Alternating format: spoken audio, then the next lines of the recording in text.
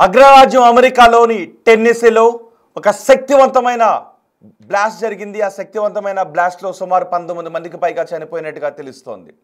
టెన్నెసీలోని ఒక ఆయుధ కర్మాగారంలో ఈ బ్లాస్ట్ జరిగింది. బ్లాస్ట్ జరిగిన ప్రదేశంలో ఎక్కడ చూసినా హృదయ విదారక దృశ్యాలే కనిపిస్తున్నాయి. బ్లాస్ట్ జరిగిన తర్వాత ఆ కర్మాగారంలో పనిచేసే వారి కుటుంబ సభ్యులు కన్నీటి పర్యంతమవుతూ ఫోన్ కాల్స్ చేస్తూ తమ వారి ఆచూకీ కోసం అక్కడి అధికారులకు ఫోన్ కాల్స్ చేస్తూ ఉన్నారు. ఒకసారి మీరు బిగ్ టీవీ స్క్రీన్ పైన చూడొచ్చు. అదే టెన్నెసీలోని ఒక ఆయుధ కర్మాగారం పేలిపోవడంతో అక్కడ సహాయక చర్యలు చేపట్టడానికి కూడా అవకాశం లేని పరిస్థితి ఏర్పడింది. కొద్దిసేపు చూడండి ఒకసారి బ్లాస్ట్ జరిగిన తర్వాత ఉన్న దృశ్యాలు అవి. ఈ బ్లాస్ట్ జరుగుతున్నప్పుడు, పేలుడు జరుగుతున్నప్పుడు కొన్ని మైళ్ళ దూరం, కొన్ని కిలోమీటర్ల దూరం ఈ శబ్దాలు వినిపించాయి. ఒక్కసారిగా ఈ పేలుళ్ల శబ్దాలు వినేసరికి అమెరికా ఉలిక్కిపడింది. టెన్నెసీ ఉలిక్కిపడింది. ఏం జరుగుతుందో అర్థం కాలేదు. అమెరికాలో ఇలాంటి శబ్దాలు వింటే ఒక్కసారిగా భయాందోళన కలుగుతాయి. ఎందుకంటే అప్పట్లో ట్విన్ టవర్స్ని విమానాలతో పేల్చివేసిన ఘటన ఇప్పటికీ వాళ్ళ ముందు కదలాడుతూ ఉంటుంది. ఏదైనా జరిగిందా, ఏదైనా విద్రోహ చర్య జరిగిందా అని. కానీ ఒక ఆయుధాలు తయారు చేసే కర్మాగారంలో ఈ పేలుడు సంభవించిందని తెలిసిన వెంటనే దీనిపైన ఏదైనా కుట్ర ఉందనే భయం కూడా వ్యక్తమైంది, ఏదైనా విద్రోహ చర్య అని. కానీ ప్రమాదవశాత్తునే ఈ పేలుళ్ళు జరిగాయని తెలుస్తోంది. ఇప్పుడు చూడండి ఒకసారి అక్కడ సహాయక చర్యలు చేపట్టడానికి వచ్చిన అధికారులకు, సిబ్బందిని కూడా చూడొచ్చు. పేలుడు జరిగిన తర్వాత ఆ ప్రదేశం నామరూపాలు లేకుండా మారిపోయింది, ఆనవాళ్ళు లేకుండా మారిపోయింది. అక్కడున్న కార్లన్నీ కూడా అగ్నికీలలో చిక్కుకున్నాయి. నిజానికి మొదటిసారి పేలుడు సంభవించినప్పుడు చూడండి ఒకసారి మొదటి బాక్స్లో పేలుడు సంభవించటానికి ముందు ఆ కర్మాగారం ఉన్న ప్రదేశం అది. అక్కడ ఆయుధాలు తయారవుతూ ఉంటాయి. ఆయుధాలు తయారవుతున్న కర్మాగారంలో ఒక్కసారిగా పేలుడు సంభవించడంతో అలర్ట్ అయిన సిబ్బంది అక్కడికి వెళ్ళి లోపలికి వెళ్ళడానికి ప్రయత్నం చేశారు. లోపలికి వెళ్ళడానికి ప్రయత్నం చేస్తున్న సమయంలో రెండోసారి పేలుళ్లు సంభవించాయి. వెంటనే సిబ్బంది అక్కడి నుంచి వెనక్కు వెళ్ళిపోవాల్సి వచ్చింది. కనీసం వెంటనే సహాయక చర్యలు చేపట్టడానికి అవకాశం లేకుండా పోయింది. దీంతో మొత్తం ఆ ప్రాంగణంలో ఉన్న కార్లన్నీ తగలబడిపోయాయి. ఆ లోపల 19 మంది చనిపోయినట్టుగా తెలుస్తోంది. కానీ ఇప్పటికీ ఎంతమంది లోపల ఆ సమయంలో పనిచేస్తూ ఉన్నారు అనే వివరాలు మాత్రం ఇంకా తెలియలేదు. సహాయక చర్యలు కొనసాగుతూ ఉన్నాయి. 19 మంది చనిపోయినట్టుగా తెలుస్తోంది. ఒకసారి ఆ రెండో బాక్స్లో ఉన్న దృశ్యాలు మీరు చూడొచ్చు.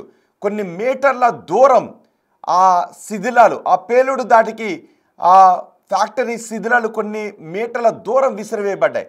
కొన్ని కిలోమీటర్ల దూరం ఈ ఈ కర్మాగారంలో పేలిన శబ్దాలు వినిపించాయి. అందులో బాంబులు తయారు చేస్తూ ఉంటారు. ఒక్కసారిగా పేలుడు సంభవించడంతో అందులో ఉన్న బాంబులన్నీ కూడా పేలిపోయాయి. కార్లు ఎలా తుక్కు అయిపోయాయి చూడొచ్చు.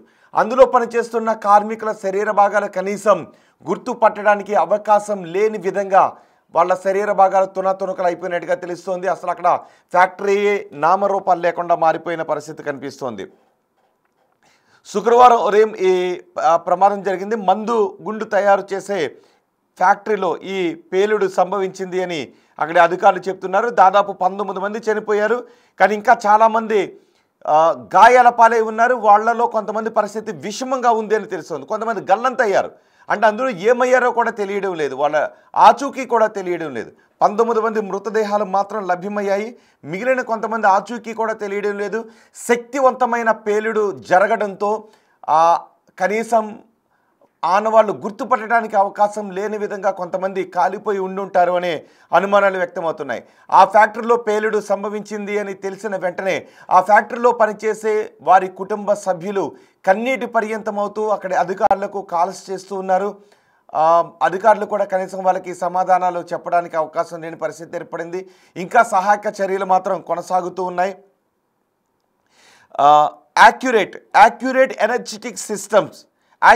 ఎనర్జెటిక్ సిస్టమ్స్ అనే సంస్థలో ఈ పేలుడు సంభవించినట్టుగా తెలుస్తోంది. యాక్యురేట్ ఎనర్జెటిక్ సిస్టమ్స్ ఆధ్వర్యంలోనే ఈ కర్మాగారం నడుస్తోంది. ఇందులో ఆయుధాలు తయారవుతుంటాయి. ఉదయం 7:45 సమయంలో ఈ పేలుడు సంభవించిందని చెప్తున్నారు. కానీ ఈ పేలుడు సంభవించడానికి కారణం ఏంటి అనేది మాత్రం ఇంకా తెలియడం లేదు. ప్రస్తుతం అక్కడ సహాయక చర్యలు కొనసాగిస్తూనే ఈ పేలుడుకు కారణాలు ఏంటి, ఏ లోపం కారణంగా ఈ పేలుడు సంభవించిందనే విషయంపై ఆరా తీస్తున్నారు. ఇది ఏదైనా టెక్నికల్ ఎర్రర్ కారణంగా జరిగిందా, లేదంటే ఏదైనా కుట్ర ఉందా అనే విషయం పైన ప్రస్తుతం అధికారులు ఆరా తీస్తున్నారు. పేలుడు సంభవించిన తర్వాత ఎటువంటి దృశ్యాలు ఉన్నాయో మీరు బిగ్ టీవీ స్క్రీన్ పైన చూడొచ్చు. కనీసం ఆనవాళ్ళు లేకుండా పోయింది. ఆనవాళ్లు లేకుండా ఆ పేలుడు సంభవించిన ప్రాంతంలో ఉన్నాయి. ఇప్పటికీ కొన్ని చోట్ల అగ్నికీలలు ఎగిసిపడుతూనే ఉన్నాయి. చుట్టుపక్కల ఉన్న కార్లన్నీ అగ్నికీలలో చిక్కుకున్నాయి. అవన్నీ సిబ్బంది అక్కడ చూడండి ఒకసారి, అదిగో అక్కడ ఒక కర్మాగారం మనకి కనిపిస్తుంది. దానికి అంత దూరంలో కార్లు పార్క్ చేసి ఉన్నాయి. అక్కడే కార్లు పార్క్ చేస్తూ ఉంటుంటారు. ఈ పేలుడు దాడికి ఇక్కడ ఉన్న కార్లన్నీ కూడా తగలబడిపోయాయి. ఆ చుట్టుపక్కల ఉన్న మైదాన ప్రాంతంలోకి ఈ శిథిలాలన్నీ కూడా విసిరివేయబడ్డాయి. ఆ చుట్టుపక్కల చెట్లన్నీ కూడా ఉన్నాయి. ఆ చెట్లలోకి ఈ శిథిలాలన్నీ కూడా విసిరివేసినట్టుగా వెళ్ళిపడ్డాయి. అక్కడ కొన్ని మీటర్ల దూరంలో కార్మికుల శరీర అవశేషాలు కూడా ఉండటం చాలా హృదయ విదారకంగా ఉంది అని అక్కడ అధికారులు, రెస్క్యూలో పాల్గొన్న అధికారులు చెప్తున్నారు. కానీ పేలుడుకు కారణాలు ఏంటి అనేది మాత్రం ఇంకా తెలియడం లేదు. టెక్నికల్ ఎర్రర్ కారణంగానే ఈ పేలుడు సంభవించిందని అంటూ ఉన్నారు.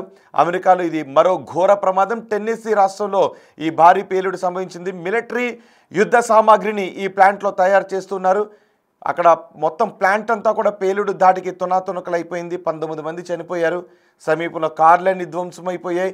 ఆ సమయంలో పెద్ద ఎత్తున మంటలు చెలరేగాయి.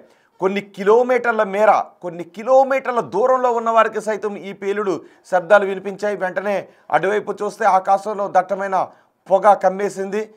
దట్టమైన పొగతో పాటు అగ్ని కీలలు చాలాసేపు ఎగిసిపడ్డాయి. రెండుసార్లు పేలుళ్లు సంభవించాయి. మొదటిసారి పేలుడు సంభవించినప్పుడు అధికారులు సహాయక చర్యలు చేపట్టడానికి లోపలికి వెళుతూ ఉంటే వెంటనే రెండోసారి పేలుడు సంభవించింది. అధికారులు వెనక్కి వచ్చేసారు. దీంతో ఇంకా పెద్ద ప్రమాదం తప్పింది అని అనుకోవాలి. ఒకవేళ రెస్క్యూ సిబ్బంది లోపలికి వెళ్ళిన తర్వాత ఈ రెండోసారి పేలుళ్లు సంభవిస్తే ప్రమాద తీవ్రత మరింత ఎక్కువగా ఉండేది. ఇప్పటికే ప్రమాద తీవ్రత చాలా ఎక్కువగా ఉంది. రెండో బాక్స్లో మీరు చూడొచ్చు ప్రమాద తీవ్రత ఏ విధంగా ఉందో. మొత్తం తునాతునకలైపోయిన కార్లు, తుక్కు అయిపోయిన కార్లు, అక్కడ కనీసం గుర్తుపట్టడానికి అవకాశం లేని విధంగా అందులో పనిచేస్తున్న వారి శరీరాలు ఉన్నాయి. కొంతమంది ఆచూకీ మాత్రం ఇంకా తెలియడం లేదు. సహాయక చర్యలు కొనసాగుతున్నాయి. ఎంతమంది ఆ సమయంలో ఆ ప్లాంట్లో వర్క్ చేస్తున్నారనే విషయం కూడా ఇంకా క్లారిటీ రావాల్సి ఉంది.